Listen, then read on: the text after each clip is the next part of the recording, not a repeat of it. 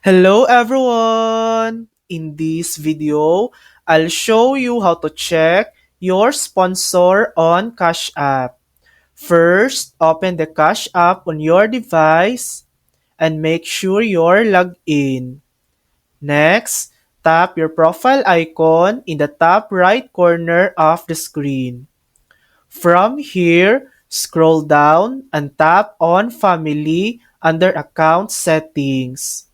Once you open the family section, you'll see your sponsor listed right there.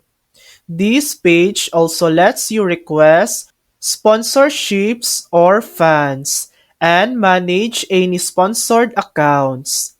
Sponsors can track activity, turn features on or off, and set spending limits. And remember, when someone you sponsor turns 18, they can verify their identity and their account will become fully independent. And that's it. That's how to check your sponsor on Cash App. Thanks for watching! If this video helped you, please like and subscribe for more helpful tutorials.